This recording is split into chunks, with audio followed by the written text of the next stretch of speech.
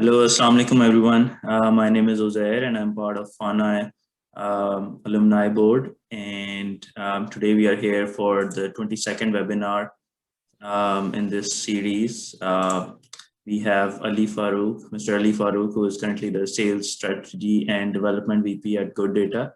And he is from FAST Karachi Batch 98. And he will be talking about a very interesting topic today, which is careers in sales engineering, which is often overlooked by technology people graduating out of FAST or any other technology university. So thank you, Ali, for your time and joining us. And over to you. Okay, Ji, can you hear me? Yes. Okay, Assalamu alaikum everyone. I know this is also being recorded, so we'll make sure that the audience who's not also here is well covered. So as Zaid said, my name is Ali Farooq, and I was very lucky and fortunate to be part of FAST 1998 batch. When I was actually applying in 98, I graduated in May from Bharia College, Karachi, and I had an option to go to GIK as well as NUMS and few other options. As also Air Force, and at that point it was all about ComSci. It was really the beginning of when Desi people have stopped taking away doctors and engineers and moving to ComSci as well.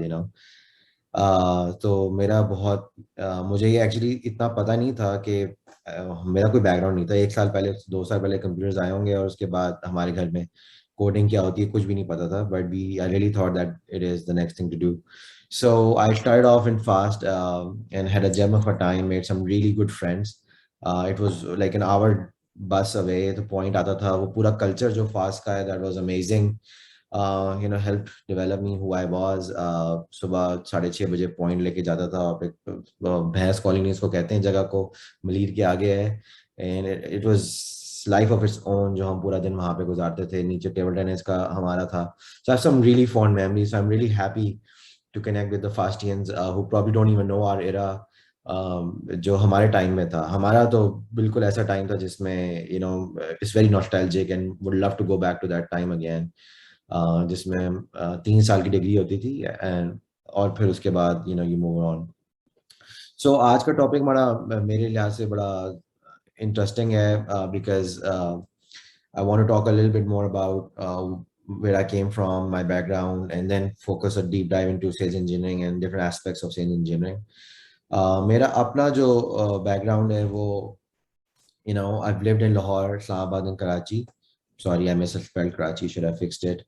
And my last 7 years before I moved to US when I was 20, it was in Karachi. And primarily I was taking schooling from Bahre College, Islamabad. We moved to Bahre College, Karachi. Naval ज़्यादातर मेरे दोस्त navy के वजह से. Or at some point I decided that I want to move forward in computer science. My dad was the first computer science graduate from Florida International University in 1968. और उस वक्त से वो MCB और नेशनल बैंक के eventually was the CIO for MCB in early 2000. So I had a lot of interest. कोई खास उसके अलावा ये था कि मुझे कराची नहीं छोड़ना था. So और फास्ट में एडमिशन बड़ा मुश्किल होता है. 150 people, I think hundreds and hundreds of people apply. और बहुत मुश्किल टेस्ट होता था. हम बहुत मेहनत से हमने प्रिपेयर किया उस ज़माने में. I'm not sure आजकल क्या है, लेकिन at that time getting into fast was it was a thing. And जब आप फास्ट के 150 का बैच होता था तो 2 सेक्शंस में ब्रेक डाउन होता था. If you were part of the 150, you knew you were probably one of the top people. I was not, but I know a lot of people I used to hang out with. Everyone who was actually admitted had something behind them because of which they were admitted to fast. So after that, I actually did not complete my 3 years. After 2.5 years, only one semester, 3 months left, I came to Florida International University because I got the opportunity where I could transfer about 70 of my credits. About 3 years, you can consider 2.5 to 3 years of undergrad, because FAST did not offer a 4-year degree. And I really wanted to move into a 4-year so that I can go into my master's. And I went to FIU, and luckily I opened the door for many other fast students to come to FIU because I opened the transition door, how you can get fast courses transferred to FIU. So about 6-7 more people came after me because the dean already knew, and we had developed a relationship with Karachi University and after all of that. तो उसके बाद I graduated and right at the peak of September 11th, I couldn't get a job. I moved into Masters of Computer Science at Purdue. उस बारे में मुझे data mining का भी नहीं पता था एंड वो बायोइन्फॉर्मेटिक्स का एरिया था जिसमें you research on life science databases and my research was basically focused on cancer research की using human genome system genes पे आप डेटा यू नो प्रोसेस करते हैं देखते हैं कि comparing the you know the defected and non defected कहाँ पे मसला है कैंसर कैसे पैदा होता है वगैरह वगैरह लेकिन मेरा बड़ा ज़बरदस्त था I just want to share a bit के when I came to FIU it was already paid for in the sense मैंने 40 क्रेडिट करने थे my dad paid for it मेरे I had the opportunity to live with my uncle लेकिन when I moved on to computer science for Purdue I had no money and luckily Purdue offered me a TA-ship and a RA-ship eventually. TA-ship mein they offered me one course for free and one course I had to pay and then they would pay me $500 per month. And after and then I started to work in the math tutoring department and also started taking another job in a lab. So I had 3 jobs and I was able to afford my own fees for masters. And the one point I want to make, I'm sure in other sessions you probably guys have heard, in America you don't pay for masters. In America, there's a lot of options to pay to get the master's paid for it. Up to about if you get into a PhD program, your salary would be about $48,000 a year if you become part of a 5-year program. That's really the stipend, and then you also get to do research on your own. In my master's as well, I got to do research on my own. So I did about 16 credits out of 32 I did for my master's, which was academic, and 16 credit was just my research based on the topics I liked. On life science and data mining, which helped me go and study in Pakistan, go to Europe and study, and just, while having a little bit of fun and enjoying life, I was actually focused on learning. And that research really developed my thinking process, my entrepreneurship, my type of mindset, and how world is so open to my own creativity and my innovation, rather than, कि आपने एक चीज सीखी और उसको आगे बढ़ा दिया. फास्ट का फायदा ये हुआ कि मेरी फाउंडेशन बहुत अच्छी बन गई प्रोग्रामिंग में. बहुत मुश्किल था, मैं बहुत कोई कंप्यूटर साइंस का गीक नहीं था, कोडर नहीं था, टेक्निकल भी नहीं था, लेकिन कर करके फेल होके मैं डिस्क्रीट मैथमेटिक्स में फेल भी हुआ. उसको फिर मैंने that was only course I fail. लेकिन अमेरिका में आके मुझे एम्बेडेड जो आपकी बेसिक असेंबली लैंग्वेज थी उसमें मुझे बहुत चैलेंज हुआ. लेकिन फास्ट की फाउंडेशन ऐसी थी कि मैंने आके जब मैं FIU गया तो मैंने पैसे कमाने थे. So I became tutor on coding and programming because वहाँ पे मेरी फास्ट की फाउंडेशन बहुत अच्छी थी. तो मैंने टेक्निकल एलिमेंट्स को फोकस कम किया अदर देन जो असेंबली का कोर्स मैंने FIU में किया है. बट फाउंडेशन ऐसी जबरदस्त डेवलप होती है फास्ट है कि you don't have to look back. Then I started looking and focusing towards more of my no soft skills aspects and other things in which I can expand my horizons and thinking basically. So मैंने business mindset मेरा पहले से था. तो मैंने अपना ही business शुरू कर दिया tutoring. I was making a lot of money like $100-200 per hour because किसी बच्चे को कोडिंग नहीं आती थी. प्रोफेसर आके मुझसे कहते थे क्लास के बच्चों को समझा दो. ये सारा फास्ट का था. ये FIU में मेरी लाइफ थी. उसके बाद जब मैं ये पर्ड्यू में कर रहा था तो रिसर्च ने मेरा दिमाग खोला कि दुनिया में कितनी चीज़ें पॉसिबल हैं और क्यों इनोवेशन होती है. और क्रिटिकल थिंकिंग इंसान की ज़िंदगी में बड़ी ज़रूरी है. और critical thinking is what I do use and to evaluate people when I hire them. और मेरी critical thinking ability to ask the right question to solve a problem was developed when I was doing my research. And because आप कर करके सीखते हैं कि मुझे problem solve करने में बस टाइम लिमिट है, तो how do you move forward with that.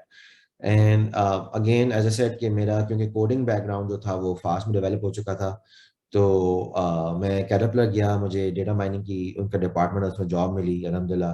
11 महीने पहले मास्टर्स करने से पहले मेरे पास 2 जॉब थी. सर्नर की जो हेल्थ केयर का सॉफ्टवेयर बनाते हैं कैटरपिलर की September of 2003 and I graduated in May of August of 2004.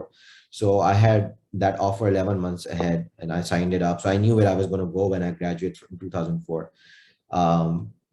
So at Caterpillar, I started teaching part-time. So I taught for 5 years at Bradley University and Robert Morris College, which I forgot to mention here.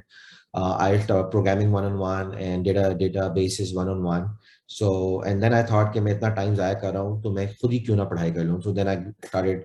So I was an adjunct faculty at Bradley, but then I also joined MBA program in management and finance. And the finance element and management element was breathtaking. ये कोई बहुत बड़ी तोप MBA की degree नहीं है, to be honest. It's very humble. कोई बहुत बड़ी यूनिवर्सिटी नहीं है. लेकिन मैनेजमेंट में जो कल्चर ऑफ ओनरशिप है, how to delegate, how to let people be and how to work with them, उनकी निगाह से देखना, look at from their angle, empathy का जो एलिमेंट है, और साउथ वेस्ट ने किस कल्चर ऑफ ओनरशिप डेवलप किया और किस तरह एम्प्लॉइज को पावर किया. और फाइनेंस के सेक्टर से मुझे ऑप्शन ट्रेडिंग और वॉल स्ट्रीट में क्या होता है ये बहुत मुश्किल था. स्टेटिस्टिक्स इन्वॉल्व थी और जो पेपर होता था वो पूरे स्टेटिस्टिकल मॉडल्स आपको डेवलप करने पड़ते थे. और मैं इवेंचुअली मेरे फिंगर टिप्स पे थे कि मार्केट कैसे चलती है, स्टॉक मार्केट. सो इससे ऑब्वियसली आपका एक्सपोजर और बर्डन होता है. That's what I did. And then after 6 years at Caliper, I mashallah did really well. About 6 साल में मेरी 5 promotions हुई. I was running an entire supply chain program, जिसमें जब 2008 का क्राइसिस आया तो कैश फ्लो का बड़ा मसला था. So उसमें business and data and insights really is very important. So they wanted to know कि कहाँ पे क्या खर्चा हो रहा है इन्वेंट्री खरीदने में. तो सप्लाई चेन का कैश फ्लो का प्रॉब्लम था, जो which I started solving for them world wide. About $800 million project था. अबाउट 50-60 लोग थे जो कॉन्ट्रैक्टर से ज़्यादातर जो मेरे लिए काम करते थे. और हमने डेटा साइंटिस्ट, पहली बार डेटा साइंटिस्ट कैटरपिलर में इंट्रोड्यूस किया, जो मॉडल बना रहा था कि कैश फ्लो कहाँ पे जाता है, किस तरह कैटरपिलर जो है वो इन्वेंट्री ले रहा है, और किस तरह उससे पता चल सकता है कि हम प्रिडिक्ट कर सकें कि अगले 6 महीने में कितना कैश फ्लो इन्वेंट्री खरीदने में खर्च होगा. तो डेटा साइंस उस वक्त बिल्कुल नहीं थी, और उसका वो बिल्कुल इनिशियल मेच्योरिटी स्टेज थी किसी भी फॉर्च्यून 10-15 के लिए, नॉट इवन 500 और Fortune 100. So at that point कैरेपला में ये था कि मैं आईटी में था और मैं बिजनेस की साइड पे नहीं था. तो मैं 9 to 5 की उस जॉब तक, कि मुझे लगा कि मैं अमेरिका आया हूँ और I am not close to what America is all about. Research जहाँ पे हो रही है, जहाँ पे डेवलपमेंट हो रही है, मैं एक बैक ऑफिस का काम कर रहा हूँ. और मुझे वो ग्रोथ अपनी, जॉब बड़ी जबरदस्त थी, अपनी मर्जी से काम करो 1-2 घंटे दिन में और पैसे बनाओ थोड़े से. तो मुझे मैक्रोस्ट्रेटजी ने ऑफर दिया, पहले मुझे आईबीएम कॉग्नोस ने ऑफर दिया. They really were very respectful, अल्हम्दुलिल्लाह. They went out of the way to offer me, लेकिन मैं इवेंचुअली आईबीएम की कॉग्नोस ने ज्वाइन कर लिया, लेकिन मैंने रिजेक्ट कर दिया बिकॉज ऑफ फैमिली रीजंस. मैं एमबीए भी कर रहा था. फिर मुझे सिस्को ने ऑफर किया और मेरा एमबीए कंप्लीट नहीं हुआ था, जो कि बहुत ही इंटाइसिंग जॉब थी बे एरिया में, वो भी मैंने रिजेक्ट की. उसके बाद तो eventually MicroStrategy offered me in professional services, जो बेसिकली एज अ मैनेजर कि आप आए, आपने सेंटर ऑफ एक्सलेंस कैरेपला का डेवलप किया, तो आप और को लोगों को हेल्प करें सेंटर ऑफ एक्सलेंस डेवलप करने में. तो फिर मैंने सेंटर ऑफ एक्सलेंस डेवलप करने के लिए एडवाइजरी रोल था. बहुत मज़ा आया. 1 साल मैंने किया Texas department of transportation, Dallas, city of Dallas, city of Houston के मेयर से मिलना, उनको बताना कि डेटा कैसे यूज करना है, इनका 10 साल का डेटा का रोड मैप क्या होगा. So that moved me into an advisory role, which suddenly one day head of pre-sales from MicroStrategy calls me and says कि यार मुझे ना आपको अपने डिपार्टमेंट में लाना है. So that's kind of, and I want to go in there in the next slide. तो उसके बाद eventually I've worked 11 years on MicroStrategy, primarily in pre-sales, and that helped me also get a job and get a posting to Singapore 5 years. Magical part of my life. My family entered in some type of a fairy tale world when we moved to Singapore. We still miss it because of family reasons and career reasons. We moved back last year during peak season of COVID, and then I hopped off from MicroStrategy. 2-3 महीने मैंने travel किया US, गाड़ी में बच्चों के साथ, उनको time नहीं दे पा रहा था, बहुत बिजी जॉब हो गई थी. So we went for mountain biking and hiking and explored US. बच्चों को डाउन हिल माउंटेन बाइकिंग की ट्रेनिंग करवाई मैंने 2 हफ्ते यूटा में, और खुद भी सीखी. और उसके बाद I was also looking for jobs, so I joined Good Data because they're coming up with a new product and they want to take it to the market. So they need help to किस तरह customers और enterprise customers को क्या चाहिए होगा, क्या product होना चाहिए, इसको कैंपेन कैसे करना है, मार्केट कैसे करना है, etcetera etcetera. So that's what this was my journey so far.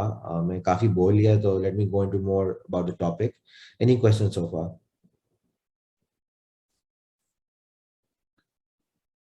So going back, मैंने एक summary तो अपने background की दे दी है. Hope it was helpful. I can go into details. You guys are welcome to reach out. There's a lot of good stories that I really have.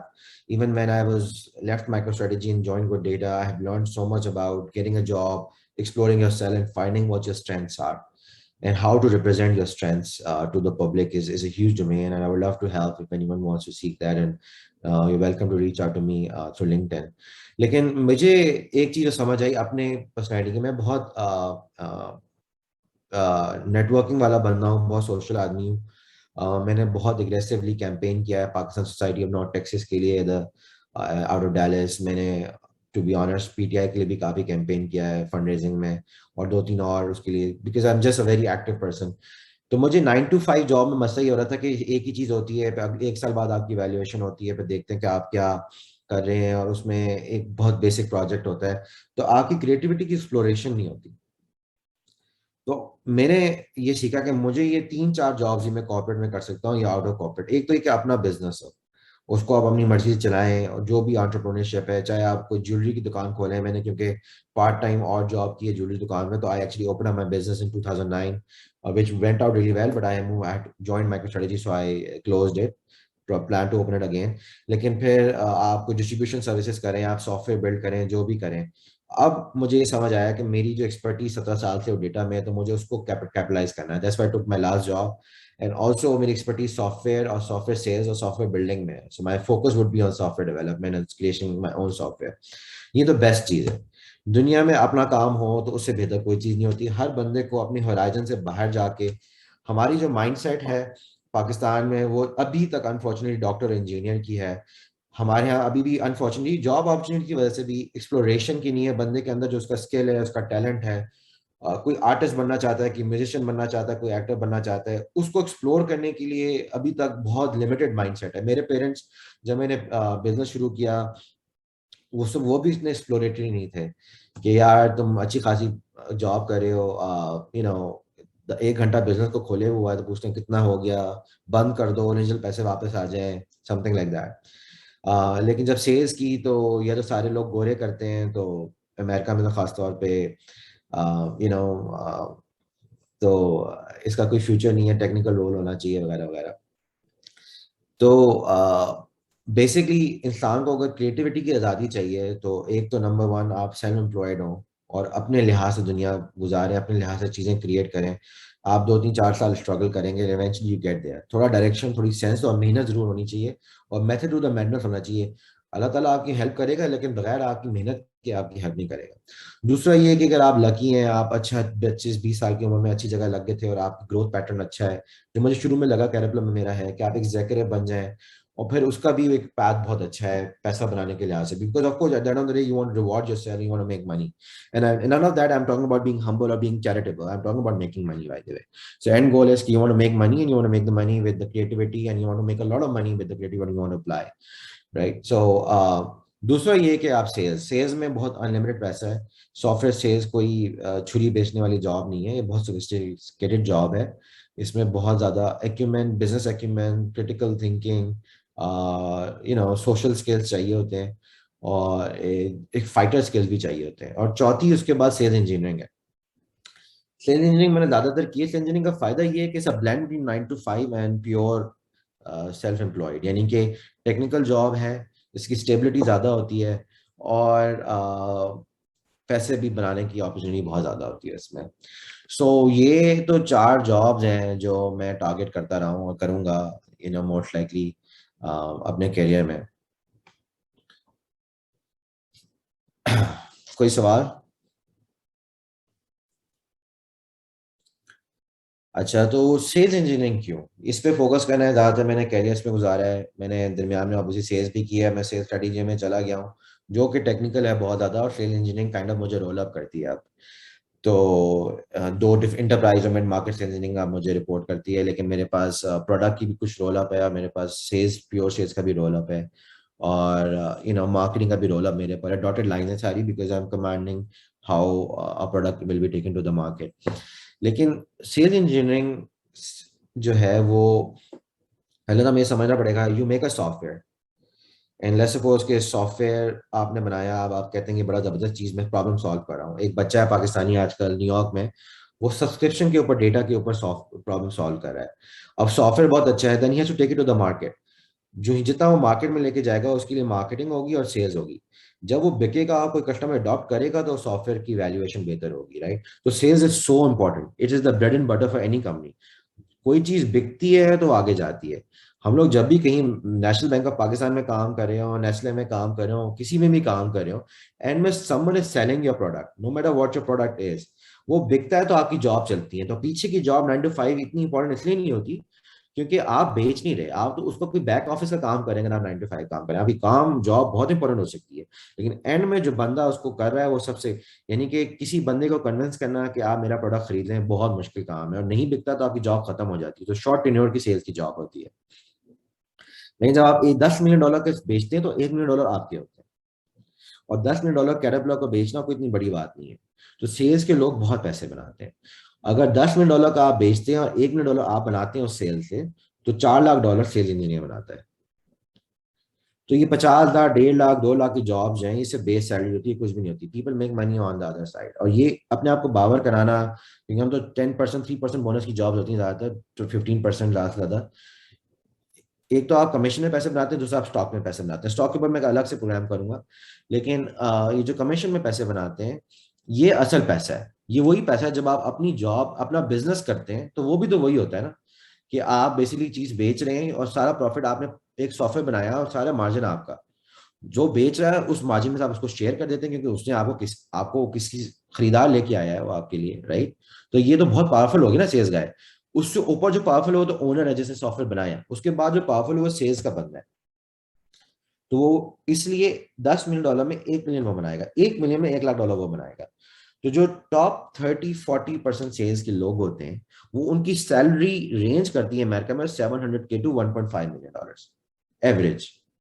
जो remaining 60% होते हैं उनकी सैलरी होती है 2 लाख, 4 लाख, 6 लाख, राइट? कुछ ऐसे होते हैं जो ऑब्वियसली हर बंदा नहीं बेच पाता। आप 100 लोग हायर करते हैं तो 50 लोग ही बेचते हैं, तो बाकी 50 लूज कर जाते हैं। तो ये रिस्क है इसमें। सेल इंजीनियर जो है वो सॉफ्टवेयर सेल्स साइकिल में बड़ा इंपॉर्टेंट है, क्योंकि मेरे पास 10 लोग आ रहे हैं सॉफ्टवेयर बेचने के। आपको प्रॉब्लम सॉल्व करनी है सब्सक्रिप्शन की, या आपको डेटा और डैशबोर्ड्स बनाने, या आपको सिक्योरिटी, साइबर सिक्योरिटी चाहिए, तो 10 वेंडर्स हैं। मुझे कैसे पता चलेगा कि मेरा जो आर्किटेक्चर है उसके लिए कौन सा वेंडर सही है? उसमें एक तो ये काम सेल्स का बंदा नहीं कर सकता, वो तो पीआर वाला बंदा है, रिलेशनशिप वाला बंदा है, वो करेगा काम सेल्स इंजीनियर। ये कोई एवरेज डेमो वाला बंदा नहीं है, ये एक बहुत तोप चीज है, जो एंटरप्रेन्योर माइंडसेट रखता है, जो बिजनेस माइंडसेट रखता है, जो सेल्स एक्यूमेंट रखता है, जो गो गेटर और इनिशिएटिव टेकर है। ये वो बंदा है जो जाएगा कस्टमर से दोस्ती करेगा। सेल्स का बंदे से कस्टमर इतनी बात नहीं करता, क्योंकि वो तो सेल्स का बंदा पुश करेगा खरीदने के लिए। ये बंदा क्योंकि टेक्निकली कस्टमर से बात कर सकता है, कनेक्ट कर सकता है, तो कस्टमर इनसे ज्यादा बात करता है। और फिर ये इन्फॉर्मेशन एज अ स्पाई लेके जाता है kind of to the sales people और इंटेलिटी को, यार ये कस्टमर की ये नीड्स है। फिर उन नीड्स को सॉल्व करता है, कस्टमर को बताता है कैसे वो नीड सॉल्व होंगी, कैसे वो अप्लाई होगा। एक ट्रस्टेड एडवाइजर बनता है, और एक इंश्योर करता है कि टेक्निकल विन, यानी कि 10 वेंडर में से आपका प्रोडक्ट क्यों उस कस्टमर के लिए बेहतर है। तो ये सेल्स के बाद, क्योंकि सेल्स का बंदा तो कस्टमर को लेके आया है टेबल पे, अब उस कस्टमर को आगे ले जाने के लिए पहले शुरू की जो सेल्स साइकिल होती है, यानी कि कस्टमर को लाने तक, कस्टमर खरीदने तक सेल्स साइकिल कहते हैं, उसको जो फर्स्ट 50% पार्ट है वो सेल इंजीनियर के हाथ में होता है। रिमेनिंग 50% पार्ट होता है नेगोशिएशन ऑफ कॉन्ट्रैक्ट, वो लीगल और फाइनेंस के हाथ में होता है। तो सेल्स इंजीनियर का रोल कितना क्रिटिकल हो गया एक सॉफ्टवेयर बेचने के लिए। तो अगर एक बंदे को वो सॉफ्टवेयर बहुत अच्छा आता है तो उसकी जॉब भी स्टेबल है, बेस सैलरी भी कमा रहा है, लेकिन वो 4% कमीशन भी कमा रहा है। और आप किसी भी बड़ी सेल्स कंपनी में जाएं, गूगल चले जाएं, माइक्रो स्ट्रेटजी, किसी भी बड़ी, मतलब फेसबुक, जहां जहां आप बेच रहे हैं कोई भी सॉफ्टवेयर है, नॉर्टन, ये वो, हर जगह आप सोच लें कि you don't make the you make a lot of money, you don't make the money as a sales guy, but you're also not at the risk of a job, you're not also responsible। जब numbers meet नहीं होते, वो sales का बंदा और sales के leaders का problem है। numbers meet नहीं हो रहे, यानी कि मतलब कि एक कोटा है कि इस साउथ टेक्सास की टीम को $2 मिलियन बनाने हैं। वो कोटा रिस्पॉन्सिबल है साउथ टेक्सास के सेल्स हेड का, और या पाकिस्तान के कंट्री हेड का, या ऑस्ट्रेलिया की कंट्री हेड का, और उस सेल्स बंदे का जो उसके अंदर रिपोर्ट करते हैं। सेल्स इंजीनियर जो है वो तो वो साइड में जो ही टेबल पे कस्टमर आ जाता है तो then they take them forward. तो एक तो ब्लेंड हो गया, यानी कि रिस्क भी जो आपका कम हो गया। दूसरा, क्योंकि आप फास्ट से आ रहे हैं, आपकी टेक्निकल नॉलेज है, आपने अप्लाई भी कर लिया। दूसरा, आपको क्योंकि टेक्निकल नॉलेज है, कस्टमर भी आपसे दोस्ती कर रहा है। और तीसरा ये कि मतलब जॉब स्टेबिलिटी तो है, लेकिन आप हर वक्त नए कस्टमर के पास जा रहे हैं, नई प्रॉब्लम सॉल्व कर रहे हैं, आप अपनी क्रिएटिविटी यूज कर रहे हैं उसको सॉल्व करने के लिए, and then you make tons of money. That's why sale engineering is so good. Make sense? So मैंने जैसे बोला अभी, मैंने सर बोले बोले कोई सवाल है? Sir I have a question. जी मेरी आवाज आ रही है आपको सर? जी। अच्छा सर, जब हम कोई सॉफ्टवेयर नया डिजाइन करते हैं, लाइक अगर वो ज्यादा मतलब पैसे मतलब प्रॉब्लम सॉल्वर है, लाइक जैसे कोई ट्रांसलेटर है, मतलब पाकिस्तान के अकॉर्डिंग देखा जाए तो कोई ट्रांसलेटर इस तरह जान के जो राइटिंग करता है तो इधर तो मतलब देखने का कोई रोल नहीं है ना, उसको उधर प्ले स्टोर पर अपलोड कर कर पहले उसकी मतलब मार्केटिंग की जाए और फिर उस पर ऐड लगाकर पैसा अर्न किया जाता है। मतलब इधर तो एक ही यही सेंस है ना, लाइक उसे बेचा भी जा सकता है। यार हर सॉफ्टवेयर को बेचा जा सकता है, जहाँ पे जिसकी जो जो जिसकी वो प्रॉब्लम सॉल्व कर रहा है, राइट? तो अब पाकिस्तान में हो सकता है बायर्स कम हो तो आपको बाहर बेचना पड़े, ये पाकिस्तान का चैलेंज जरूर हो सकता है। और कुछ सॉफ्टवेयर हो सकते हैं कि इतने टेक्निकल ना हो जो खुद ही बिक रहे हो। अब गूगल का एडवेयर जो है वो तो उसमें कोई इतनी टेक्निकल नॉलेज नहीं चाहिए ना, वो तो कोई, मैंने अपनी नई कंपनी खोली, मैं गूगल के पास गया, उनसे कहा कि यार मुझे आप मेरा एड, मेरी कंपनी का नाम जो है ना आपके जो ही बंदा सर्च करे तो टॉप पे आना चाहिए। अब इसमें कोई खास टेक्नोलॉजी इन्वॉल्व नहीं है, तो इसलिए गूगल तो सेल्स इंजीनियर नहीं रखेगा इसके लिए। बट ऐसी कंपनीज आती हैं जो कहती हैं कि हम ऐसी आपका काम करेंगे कि मेरा टूल है जो आपके नाम को गूगल की सर्च में सबसे पहले ले आएगा। अब जिसने वो सॉफ्टवेयर बनाया है उसमें वो मुझे आगे कन्विंस करेगा कि अब 10 कंपनियां वो सॉफ्टवेयर बना रही हैं जो मेरा नाम गूगल के रिसर्च में टॉप पे ले आती हैं, उधर तो ऑब्वियसली कोई सेल्स इंजीनियर चाहिए होगा। Eight the end of the day ये ऑब्वियसली डिपेंड करता है कि क्या चीज़ बेची जा रही है। मैं ऑब्वियसली फोकस कर रहा हूँ यूजली कॉम्प्लेक्स सॉफ्टवेयर की बात कर रहा हूँ, साइबर सिक्योरिटी हो गई आपकी, जैसे मिसाल के तौर पे इसमें कितनी कंपनी, इसराइल ने सबसे ज़्यादा कंपनीज निकाली हैं सिक्योरिटी पे और साइबर सिक्योरिटी पे, आइडेंटिटी मैनेजमेंट पे, राइट? आप कोई भी टूल ले लें जो थोड़ा टेक्निकल है, माइक्रोसॉफ्ट ऑफिस जो है ना वो थोड़ा बेसिक है, माइक्रोसॉफ्ट ऑफिस में भी चाहिए होता होगा, लेकिन वो तो सबको पता है कि यार ये रोजमर्रा कंज्यूमर फ्रेंडली प्रोडक्ट है। जो इंटरप्राइज को आप सेल करते हैं ना, एक आप एमसीबी के पास जाएंगे, यूबीएल के पास जाएंगे कि भाई आपको हैक नहीं होना है, तो मेरे पास एक सॉफ्टवेयर है जो आपको प्रोटेक्ट करेगा साइबर सिक्योरिटी क्लास से, यानी कि या आपको डेटा हर एम्प्लॉय को देना है तो इनसाइट्स देनी है कि वो डेटा यूज करके अपने डिसीजन कर सकें, तो मेरे पास उसका एक डेटा एनालिटिकल टूल है। तो वो, अब ये प्रॉपर सॉफ्टवेयर हैं जो कि जाएंगे और बिकेंगे मार्केट में। सर ये इसको ऐप की एप्लीकेशन फॉर्म में लाइक प्ले स्टोर पर अपलोड करके नहीं पैसा अर्न कर सकते? ऐड या के एज वेब बेस बनाकर, मतलब अगर जैसे प्ले स्टोर पर एप्लीकेशनें होती हैं और उनकी वेब बेस भी होती है, अगर ये दोनों तरफ उसको मतलब ऐप भी लाए और एज वेब बेस यूज करे, मतलब एज फ्री करे और एज गूगल एडिसन से ये पैसे अर्न नहीं कर सकते? ये तो आप बिजनेस प्रॉब्लम बता रहे हैं, it's not really related to sales engineering at this time, kind of a little bit out of topic, but I think कर तो सकते हैं। The answer is yes. ये बेचेंगे ही। Sir, I ji. wanted to ask how is sales engineering in a consumer related मतलब facing firm? आप एक corporate related, I get के जो you are selling a corporate or software, like how, but how does a sales engineer help in a customer facing role? Like if there is, you are making a software that is for the normal consumer. या देखो, अगर normal consumer है तो उसमें तो इस cell engineering role थोड़ा limited होगा, जो जिसकी मैं बात कर रहा हूँ। क्योंकि वो तो जैसे कि if you make a payment system जिसमें you want PayPal and you want PayPal to be adopted by everyone, right? So Yeah. Then PayPal की वो उसकी मार्केटिंग स्ट्रेटजी होगी, basically it will not be as sales engineering focus.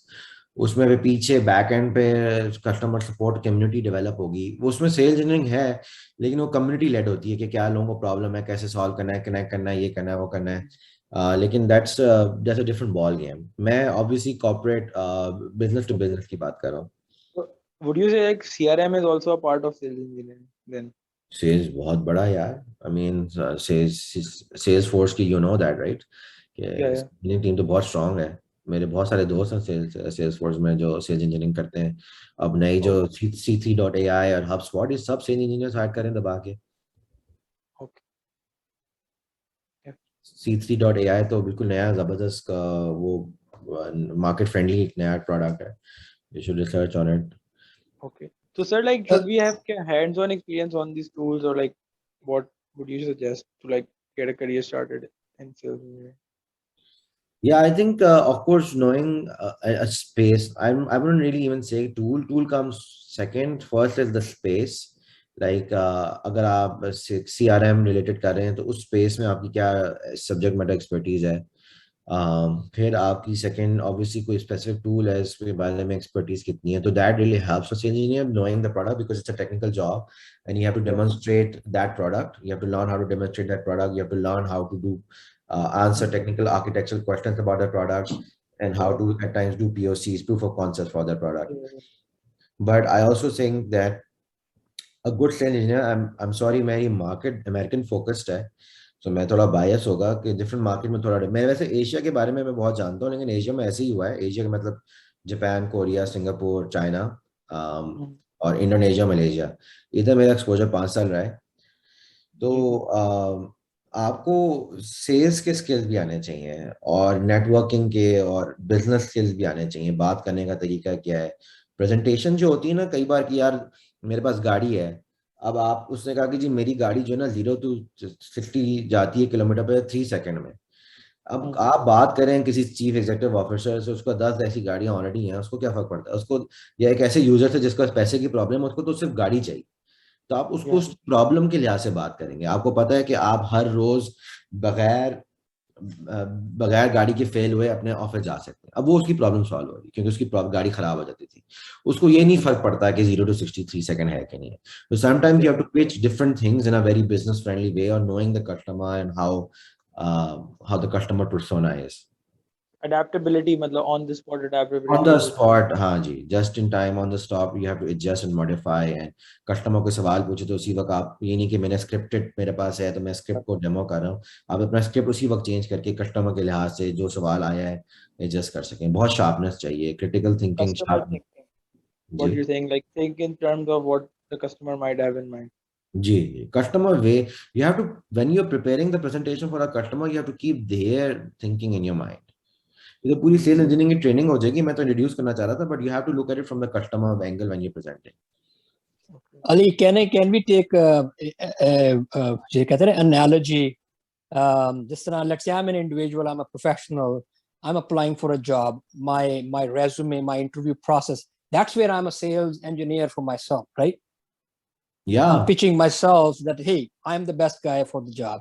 So going back to your point, right? It's not like a cookie cutter thing. Like sales engineering skills develop over time, and you need like a mix of ingredients in yourself, and all those can be learned over time.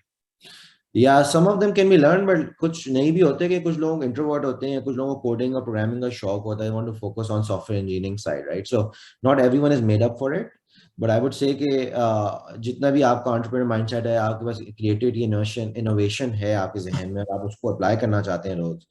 कुछ लोग होते हैं जिनको होता है कि मुझे एक स्ट्रक्चर चाहिए काम करने का, उनके लिए टफ होगी जॉब। और back to your analogy about selling yourself, so I would not say sales engineering, but I would say कि sales skills come naturally when you sell yourself. मैं 3 महीने पहले जब जॉब ढूंढ रहा था तो मैं सारे वही सेल्स के अप्लाई कर रहा था जो हम सॉफ्टवेयर सेल्स करने में करते हैं। You're selling yourself, that's the only thing, you're the product. So absolutely you learn sales by selling yourself and getting into the market. There, and I can do a whole program on that. I have a lot of data. Maybe Uzair, we should talk about it. Sure, we can. Acha, I think we have another.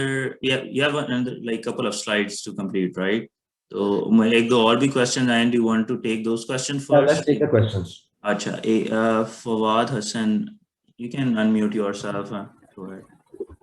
Okay, my question is that basically, if you are in another job category, like I am a data scientist right now, or you have switched on the sales engineering side, then what is the process of it? Like you have to do an MBA or different business side thing for that, or you easily can shift from one category of job to another? No, you can easily shift. I mean, data science means that you already have a very good technical background in certain aspects, and you can कुछ data scientist engineering jobs जो होती हैं वो बहुत technical होती हैं, deep. उनमें presentation इतनी important नहीं होती जितनी data science की knowledge important होती है. And I wouldn't say कि MBA is the only answer. देखो कोई भी डिग्री जो है ना वो सिर्फ आपकी mental horizons बेहतर करती है. That doesn't necessarily prepare for your particular job. Sometimes getting the job and doing the job helps you prepare more, and sometimes ये आपके natural skills होते हैं जो आपको help करते हैं. So I would not say necessarily कोई degree आपको कोई train करेगी becoming a sales engineer. It's like really learning on the spot and on the job while you're doing it by talking to people. जैसे मेरा networking का है, मैं आया हूँ तो एक network का group join कर लिया मैंने, जिसमें ऐसी रैंडमली किसी से मिलता हूँ हर 2 हफ्ते अमेरिका में. मैं आप लोगों को प्रेजेंट कर रहा हूँ, ये मेरी सेल्स इंजीनियरिंग की प्रैक्टिस है, राइट. सो आपको you don't really have to really do a degree for that, but MBA में कुछ elements होते हैं जो presentation में और लोगों से collaborate करने में और business वाला किस तरह सोचता है उसकी बड़ी training दे देता है. वैसे मतलब मुझे तो बहुत फायदा हुआ, लेकिन मैं ये नहीं कर सकता कि आप right away अप्लाई कर सकते हैं, और मैं ये भी नहीं कर सकता कि सारे जो सेल्स इंजीनियर अच्छे हो MBA वाले. बहुत सारे अच्छे सेल्स इंजीनियर उन्होंने सिर्फ बेसिक टेक्निकल बैचलर्स किया हुआ, कुछ ने तो बैचलर्स भी नहीं किया हुआ, उन्होंने हिस्ट्री और इंग्लिश की डिग्री ली हुई है और वो टेक्निकल सॉफ्टवेयर की सेल्स इंजीनियर्स टॉप पे पैसा बनाते हैं. इंग्लिश पढ़ी हुई है, सिर्फ मास्टर्स इन इंग्लिश और बैचलर्स इन इंग्लिश. क्योंकि टेक्नोलॉजी में तो यही होता है ना कि अमेरिका में आप बैठे हुए हैं, आपने हिस्ट्री में बैचलर्स कर लिया, इंग्लिश में कर लिया, तो आपको जॉब वही होती है. शुरू में आप कंप्यूटर्स की कोई टेक्नोलॉजी सीख लेते हैं, फिर ऐसा आप किसी अच्छी कंपनी में चले गए तो ऐसा लगता है कि भी बंदा नेचुरली बड़ा अच्छा प्रेजेंटर, इंग्लिश का मेजर था और बात अच्छी करता है, तो उसको भी सिखाते हैं कि भी एक प्रोडक्ट को ड्रैग एंड ड्रॉप करना, उस प्रोडक्ट की टेक्निकल नॉलेज सीखना कितना मुश्किल होता है. कोडिंग थोड़ी चाहिए होती है सेल्स इंजीनियर को. कोड इंजीनियर को तो सिर्फ फ्रंट पे टूल यूज करना आना चाहिए, पीछे कोई सॉफ्टवेयर इंजीनियरिंग नहीं चाहिए होती है. Okay perfect. और इसमें अगर फॉर इंस्टेंस अभी मैं एज साइबर सिक्योरिटी में काम कर रहा हूँ, यानी एज अ डाटा साइंटिस्ट की जॉब कर रहा हूँ, बट आप क्या प्रेफर करेंगे कि मैं एक ही फील्ड में रहते हुए फॉर एग्जांपल साइबर सिक्योरिटी की ही फील्ड में आगे एक्सेल करके सेल इंजीनियर बनूंगा, किसी और फील्ड में भी जाके एज अ सेल इंजीनियर की जॉब कर सकता हूँ? मेरा एक्सपीरियंस ये है कि अनलेस के कोई रीजन है, आपको कुछ समझ आता है, जैसे कि मुझे समझ आया कि ये काम मैं नहीं कर पा रहा, मैं बोर हो रहा हूँ, पैशन नहीं है, तो चेंज नहीं करना चाहिए. क्योंकि जिस चीज़ में आपकी एक्सपर्टीज होती है उसमें आप बहुत डीप चले जाते हैं और उसमें आपकी मार्केट बड़ी खुल जाती है उस जो आपकी एक्सपर्टीज है. तो उस एक्सपर्टीज को कैपिटलाइज करने से बहुत फायदा होता है. जैसे मैं 17 साल डेटा में हूँ और मुझे डेटा ही की जॉब मिली है, डेटा एनालिटिक्स, बिजनेस इंटेलिजेंस में. अगर मैं मार्केटिंग टेक्नोलॉजी एक है जो आजकल बड़ी फिट हो रही है, फिनटेक जैसे स्ट्राइप पे बड़ी हिट हो रही है, मेरे पास उधर मैं जाऊंगा तो मुझे अगर मुझे शौक हो रहा है तो मैं जाऊंगा, मुझे शुरू से शुरू करना पड़ेगा, which is nothing wrong by the way, it's always good. लेकिन अगर मैं डेटा में जाऊंगा तो मुझे दोबारा से अच्छी सीनियर जॉब भी मिलेगी. So you have to, but I would say that you're already in a very good space anyway, right? Why would you want to change? I mean, cybersecurity plus data science is the next 10 years are all about it. So you just want to capitalize that. Okay, thank you.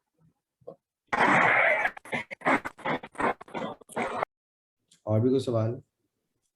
I got one question. एक सवाल है शायद और किसी का. Yes.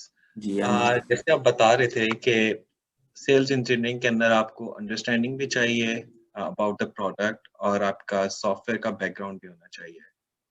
तो I just want to understand when a sales engineer, उसकी कैसी understanding like software development life cycle की अच्छी अंडरस्टैंडिंग होनी चाहिए, how the product development goes, और उसके साथ साथ ये भी होना चाहिए कि आपकी प्रोडक्ट कौन से प्रॉब्लम सॉल्व कर रही है, like they are both mandatory for a sales engineer. ये बड़े अच्छे सवाल है, लेकिन पहले ही मैंने सॉफ्टवेयर डेवलपमेंट की नॉलेज के बारे में मैंने नहीं बोला था, मे बी मिसअंडरस्टैंडिंग हो गई. मेरे ख्याल में प्रोडक्ट की अंडरस्टैंडिंग बड़ी जरूरी है. मैंने तो आपको अभी मिसाल दी ना कि हिस्ट्री मेजर भी बड़े अच्छे सेल्स इंजीनियर बने हुए हैं. For example customer sometimes demands you कि आपको इस किस्म का फीचर चाहिए, तो डिपेंडिंग सम प्रोडक्ट्स डिपेंड की जितनी डीप नॉलेज होगी या उनकी सराउंडिंग इंडस्ट्री की, तो उतना फायदा जरूर होता है. अगर आप, लेकिन कई बार प्रोडक्ट्स बिजनेस को, आजकल तो आईटी के पास पैसा ही नहीं है, बिजनेस के पास पैसा है. बिजनेस को तो वैसी टेक्नोलॉजी समझ नहीं आती, उनको सिर्फ अपनी प्रॉब्लम सॉल्व करनी है. जो प्रॉब्लम सॉल्व कर रहे हैं वो आपको जो बात की वो बिल्कुल सही है कि वो अंडरस्टैंडिंग बड़ी जरूरी है. ठीक है, डिपेंड करता है आप बेच किसको रहे हो. आजकल बेचते हैं उसको जिसका पैसा होता है. बजट सारी कंपनीज बिजनेस को देती हैं, आईटी को नहीं देती हैं आजकल. ठीक है, लेकिन कई बार कुछ प्रोडक्ट जैसे साइबर सिक्योरिटी का प्रोडक्ट है, उसका डिस्कशन सिर्फ CIO और चीफ सिक्योरिटी ऑफिसर से ही होता है. उसके लिए साइबर सिक्योरिटी की ओवर आर्चिंग नॉलेज बहुत जरूरी है टू बी नोन, बिकॉज आप बकवास नहीं कर सकते। कस्टमर को पता होता है क्या है, आप बीएस करके नहीं काम चला सकते, you have to know what you talking about. लेकिन प्रोडक्ट कैसे डेवलप हो रहा है, इसकी सॉफ्टवेयर डेवलपमेंट लाइफ साइकिल क्या है, ये जरूरी नहीं होता। प्रोडक्ट आप बाद में ज्वाइन किए कंपनी, आप प्रोडक्ट यूज करें, आपको उसकी अच्छी चीजें बुरी चीजें पता है, कंपेटिटर से डिफरेंशिएटर्स पता है, ये भी काफी होता है। डिपेंड करता है कौन सा प्रोडक्ट है, क्योंकि आप प्रोडक्ट इंप्लीमेंट नहीं करेंगे, आपने तो सिर्फ प्रोडक्ट बेचना है। मैं कई बार कहता हूँ, लोग मुझसे पूछते हैं आप क्या करते हैं, मैंने कहा लोगों को उल्लू बनाता हूँ। अब वो है मेरा मजाक में, लेकिन and I am it's not serious, मतलब मैं वाकई में उल्लू नहीं बनाता, लेकिन you have to play with people's mind, you know, and you have to play with the knowledge that you have.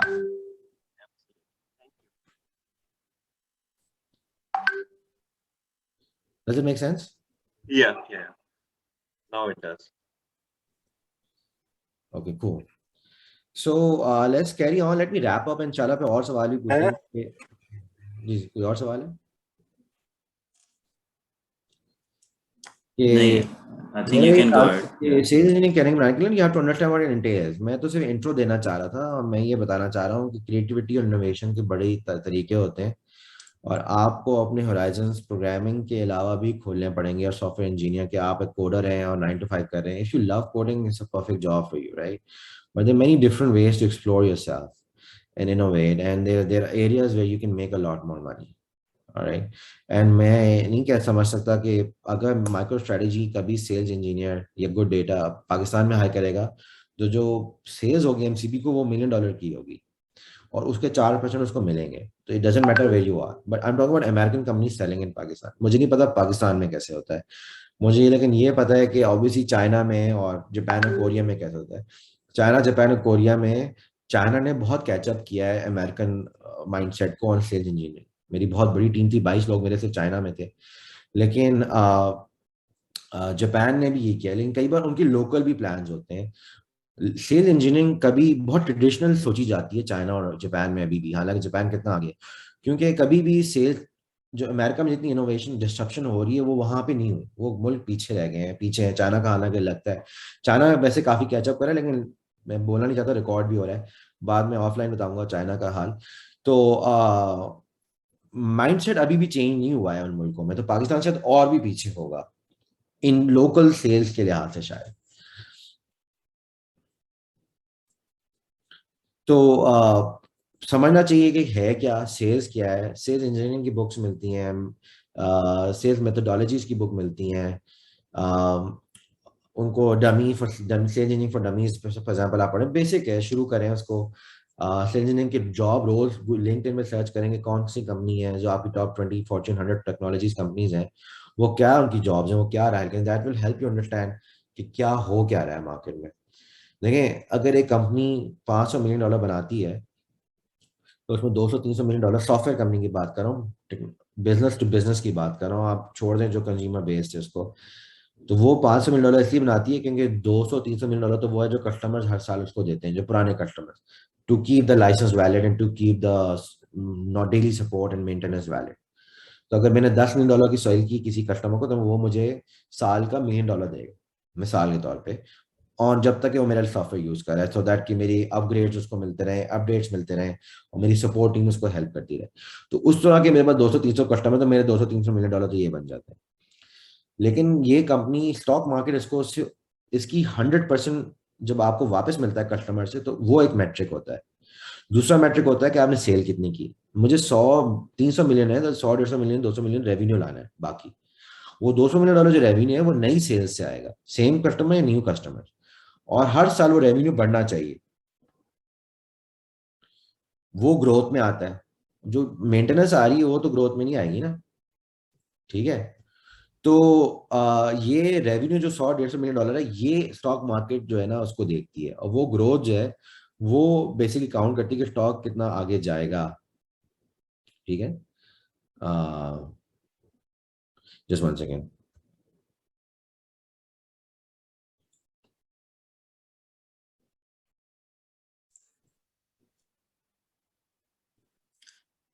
Meanwhile, if somebody else has any question, you can feel free to drop in the chat box and we can take it from there.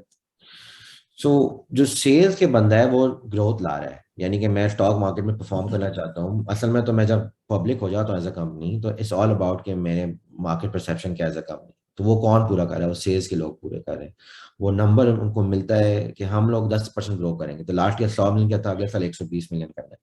ये number कौन लेके आएगा? ये sales की team लेके आएगी। Sales की team में सेल्स के रिप्रेजेंटेटिव होते हैं जो सेल्स बेचते हैं, और सेल्स इंजीनियर होते हैं। दो कंपोनेंट्स हैं।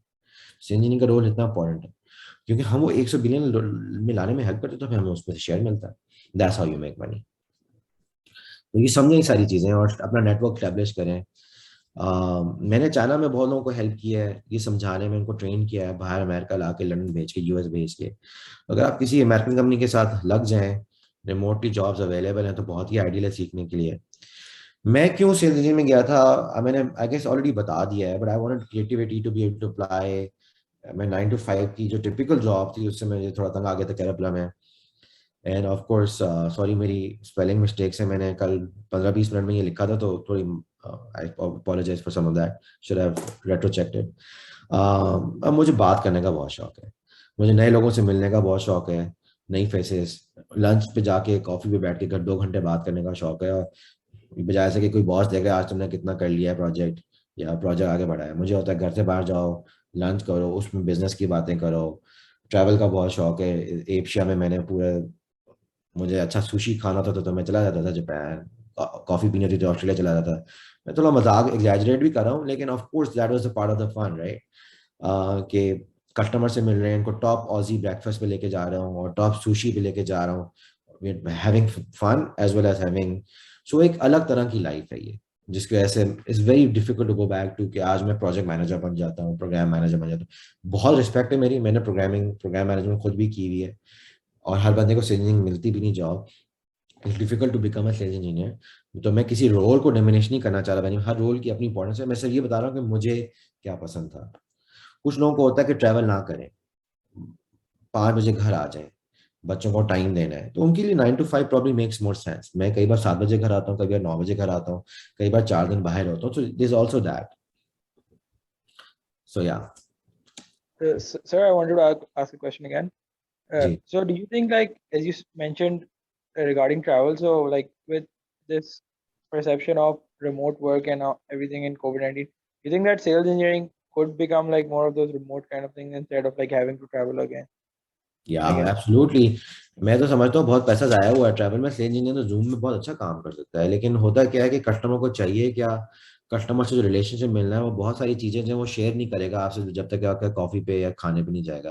तो बड़ा फॉर्मल रहता है जूम। तो देर अगर आपको क्वार्टर में 4 बार कस्टमर को रोज जा रहे हैं मिलने हैं, तो आप क्वार्टर में एक बार जाएं, तो रिलेशनशिप बिल्ड करें, फिर बाकी आप उसे जूम पे कर सकते हैं, और उतना ही ऑलमोस्ट प्रोडक्टिविटी होगी। लेकिन there is a concept in sales engineering called walking the halls. Sales वाला नहीं जाता, वो जाएगा तो कस्टमर कहेगा ये सेल्स वाला रोज बेचने के लिए आया था। जो सेल्स इंजीनियर होता है वो जाता है कस्टमर के पास। मेरे पास अमेरिकन एक्सप्रेस का बैच था, डेल का बैच था, जेसी पेनी का। मैं एक साथ मैं डेल जाता था, बैच यूज करके अंदर जाता था, वॉक द हॉल, सलाम दुआ की हर एक से, क्या है, एक मेरा कस्टमर है। जेसी पेनी के पास गया, फिर फ्लाई करके फिनिश गया, अमेरिकन एक्सप्रेस में मैं अंदर चला जाता था। मेरे पास कोई एम्प्लॉय नहीं था, कोई कॉन्ट्रैक्टर नहीं था, I was just a sales engineer covering that account. But I was, इतना ट्रस्ट था कि उन्होंने कहा नहीं तुम हमारा बैच है, तुम कभी भी आ जाए करो हमारी मीटिंग। फिर वो कहते हैं अच्छा हमारी मीटिंग हो रही है स्ट्रेटेजी की, उसमें बैठ जाओ। अब वो सेल्स वाले को तो नहीं वेंडर के लेके आएंगे, सेल्स इंजीनियर कहते हैं कि तुम्हारे मशवरे बड़े अच्छे होते हैं। तो ये जूम पे चलेगा, लेकिन कुछ मीटिंग्स होंगी जो वॉकिंग द हॉल्स के साथ ही होंगी।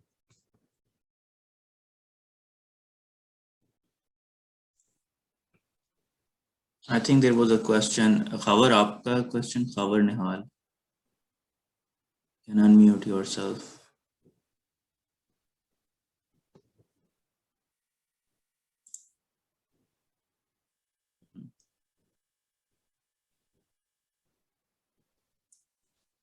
Anybody? Hello, ji. my question here. Okay, cool. Sorry. I know we still have कोई 10 minute और हैं, तो if anybody has any question, feel free to ask. But I think overall it was a good interactive session. So thank you, Ali bhai, for this.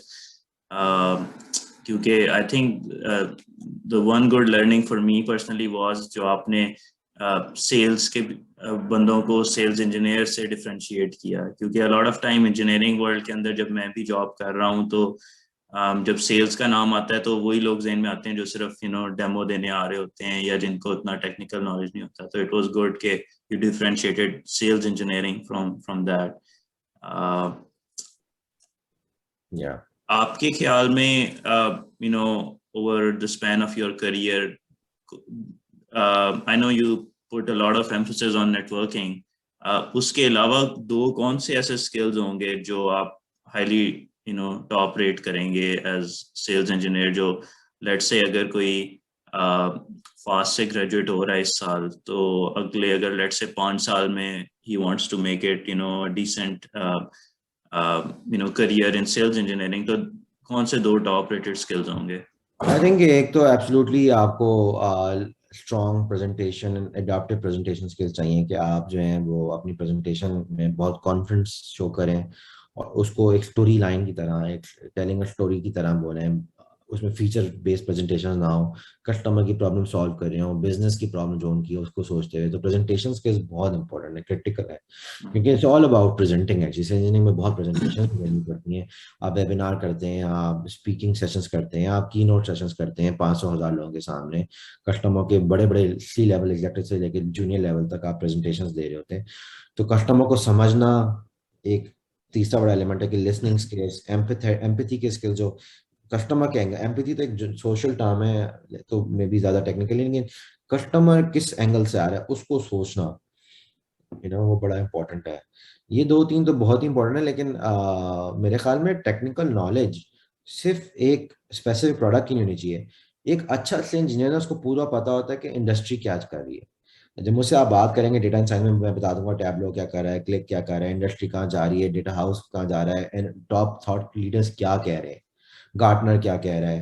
तो मेरी पूरी एक proper knowledge होगी. मैं आर्टिकल्स पढ़ता रहता हूँ कि भाई डेटा मैश क्या चीज़ आ रही है, नई टेक्नोलॉजी फ्यूचर में क्या आ रही है, डीकपल्ड आर्किटेक्चर क्या हो रहा है. एक जनरल मेरा, क्योंकि है टेक्निकल रोल, वो आपको टेक्निकल एक्सपर्ट के तौर पे देखते हैं. तो फिर ये नॉलेज होनी चाहिए ताकि आप बेवकूफ़ ना लगेंगे जाने से बेसिक थोड़ा सा प्रोडक्ट पड़ता है उसको डेमो कर रहे हैं. राइट, चलें. राइट, आई थिंक कौन है भी हैंड रेज किया है, कौन है ये? I thought I saw a hand. अच्छा, if somebody हाँ, एक आइडिया ये था कि परमिशन बेस्ड मार्केटिंग जो होती है ना, मसलन एक आइडिया कॉन्सेप्ट था कि जैसे होता है नॉर्मली लोग मार्केटिंग समझते हैं सिर्फ क्या कहते हैं सेल्स में जैसे बातचीत और ये सब है, लेकिन एक कॉन्सेप्ट है कि आपके नेटवर्क में आपको परमिशन चाहिए होती है ताकि लोग सुन सकें. आज जो हमने तकरीबन पिछले 10-20 साल में ऑब्जर्व किया ना फर्क, कि अगर परमिशन नहीं होती तो मैसेज पहुंचाना जरा मुश्किल होता है, तो इसके ऊपर नेटवर्क बनाना होता है. जी जी, ये मुझे इसकी बात 100% समझ नहीं आई, लेकिन नेटवर्किंग बड़ी इंपॉर्टेंट है. मैं एक बात और कहना चाहता हूँ कि पाकिस्तान में मैंने एक चीज़ नोट की है, जो 100% जो पाकिस्तानी फोकस लोग हैं जो रहते हैं वहाँ पे, मैं क्योंकि मेरा इंटरेक्शन रहा है, मेरे वालिद साहब CIO थे MCB के एक ज़माने में, उस ज़माने की बात करूँ, थोड़ा पुरानी नॉलेज है कि मार्केटिंग और सेल्स में पाकिस्तान में कोई फ़र्क नहीं करता. अभी भी मेरे कोई अंकल कोई आते हैं ना तो कहते हैं अच्छा मार्केटिंग में है. वी हैव टू अंडरस्टैंड कि marketing is very different from sales. वहाँ पे जो लोग सेल्स कर भी रहे होते हैं ना, वो भी अपने आप को, जो IBM की सेल्स करें, वो भी अपने आप को कई बार मार्केटिंग ही कहते हैं लोग. और these are very two different things.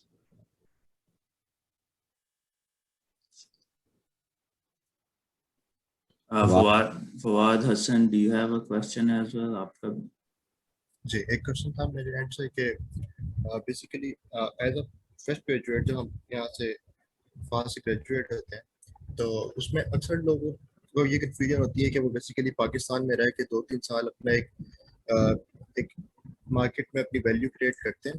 कुछ लोग इस तरह करते हैं कि किसी एक कंपनी में रह के किसी एक फील्ड को सीख के, फॉर एग्जाम्पल साइबर सिक्योरिटी को सीख के या फिनटेक को सीख के. मगर कुछ लोग ये करते हैं कि वो जंप करते हैं, यानी सैलरी बेस इंक्रीमेंट में, कि किसी और कंपनी में स्विच करेंगे तो फील्ड चेंज हो जाती है मगर सैलरी इंक्रीज हो जाती है और थोड़ा एक्सप्लोर डिफरेंट हो जाता है. तो इस चीज़ में आप क्या प्रेफर करते हैं कि आप पाकिस्तान में रह के किसी भी एक कंपनी में रह के उसका इस डोमेन सीखें, या आप स्विच करते रहें किसी और कंपनी में?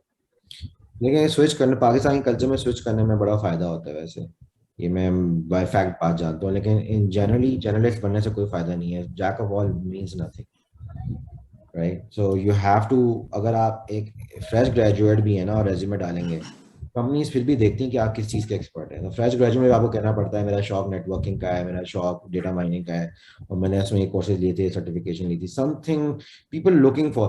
कई बार एंट्री लेवल हम कहते हैं अमेरिका में कि ठीक है इस बंदे को इस पर डाल दो क्योंकि उसका सॉफ्टवेयर बैकग्राउंड का आ रहा है, लेकिन फायदा एक्सपर्टीज से ही होता है, बहुत फायदा होता है, नोइंग समथिंग डीप। तो एक चीज़ का एक्सपर्ट बनना ज़रूरी है, स्पेशलिस्ट। और अमेरिका में बहुत चक्कर है, जैसे कि जर्नलिस्ट तो हर चीज़ के हैं। अब मेरा कज़न आया है, बहुत अच्छा बच्चा है, वो पाकिस्तान से आया है, उसने सारा पैसा खर्च किया यहाँ पे प्रोजेक्ट मैनेजमेंट की जॉब में। प्लीज जर्नलिस्ट जो लोग होते हैं फिर उनकी नीड एकदम से खत्म हो जाती है। आप से प्रोजेक्ट मैनेजर है, कल को रिसेशन आ गया तो आपकी तो जरूरत ही नहीं है। वो कहेगा हाँ सीनियर मैनेजर कहेगा यार फिलहाल तो प्रोजेक्ट मैं ही मैनेज कर लूंगा, तुम जाके। प्रोजेक्ट मैनेजर बड़ा जरूरी होता है भाई दी, मैं ये नहीं कह रहा, बहुत जरूरी होता है। उसकी थिंकिंग होती है, एक्यूमेंट होता है कि क्या चीज़ गलत हो जाएगी। मैं सिर्फ ये कह रहा हूँ कि एक्सपर्टीज किसी चीज़ में होना, खासतौर पर अगर हम फास्ट से आ रहे हैं, हम टेक्निकल लोग हैं, तो बहुत ज़्यादा फायदा है। और उसी में आप आगे जाएं, उसी में वाइट पेपर लिखें। लेकिन एक्सपर्टीज सिर्फ ये नहीं है कि मुझे पता है मैंने जॉब कर रहा हूँ। कई बार आप थॉट लीडर बने, उसके वाइट पेपर्स देखें, उस पर लिंक्डइन पे अपने लिहाज से आर्टिकल्स देखें। शुरू तो करेंगे, क्या है, कोई मजाक ही उड़ाएगा ना, आप अपनी बात को आगे लेके जाएं जो आपको आता है। एक और क्वेश्चन उमर भाई की तरफ से है। उमर भाई, you can unmute yourself. Yes. So Ali, little bit of complex question. So sales engineer example could be that somebody is working for, let's say, MicroStrategy as an example, and they sell, and that person is selling analytics solutions. Is there any trend that small or large software companies, they sort of like outsource the sales engineering to specialized people? So for example, do you see a trend where, like, say, a person can be sales engineer for, let's say, two different companies working sort of as a contractor or some sort of arrangement like that? आप ऐसा चाह रहे हैं कि कोई, मुझे लग रहा है कि आप अपनी कंपनी खोलना चाह रहे हैं सेल्स इंजीनियर की पाकिस्तान में। नहीं, लेकिन मैं मजाक कर रहा हूँ।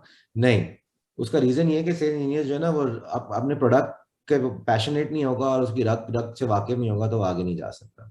No, I'm not saying that. So let's say for जिस तरह आप हो sales engineer, I'm just making it up. Maybe you went through that process, right? So but you, instead of like being an employee of, let's say, a firm for जिसका आप software बेच रहे हो, instead of that you have sort of a model where you sell software products of different companies. ऐसा बहुत है common कि कई बार जो सॉफ्टवेयर कंपनीज होती हैं वो किसी एक्सपर्ट्स को बुलाती हैं कि तुम आके, लेकिन वो बेसिकली होता क्या है कि वो ज़्यादातर आर्किटेक्चरल और वेरी टेक्निकल फोकस डेमोज और पीओसीज के लिए बुलाती हैं। Sales engineer is much beyond that. तो ऐसा मॉडल्स हैं क्योंकि बहुत कोई टेक्निकल प्रोडक्ट्स है, तो उन्होंने कहा कि भाई ये कंपनी हमारा एडवाइजर है।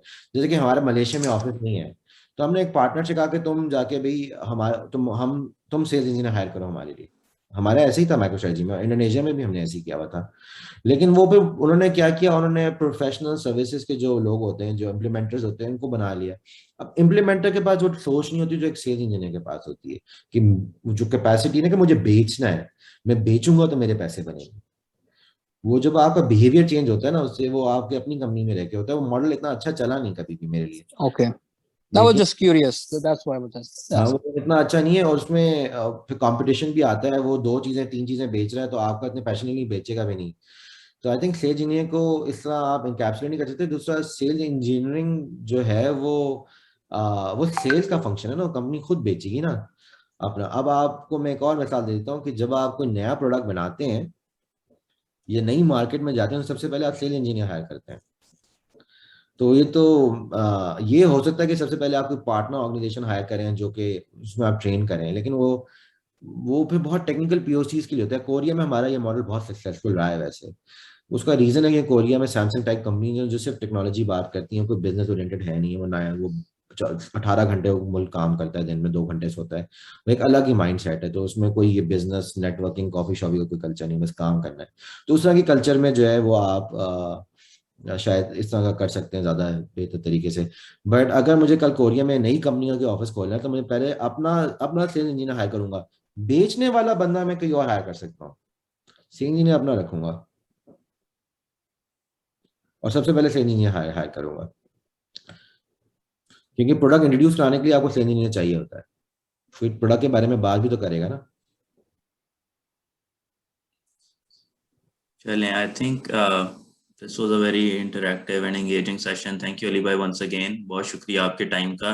I think it definitely broadened some horizons for me as well personally. So I hope audience took some good points away as well from this session.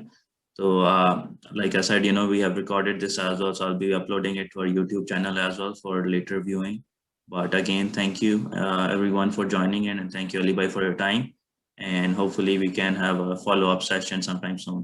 Absolutely. I'm very happy you guys let me know there are multiple topics about how to breach the market and how to be disruptive and build your own software versus how to find a good job, all of that. Inshallah, we'll have more topics. All right. Thank you so much, everyone. Allah Hafiz. Thank you. Allah Hafiz. Thanks. Chalo.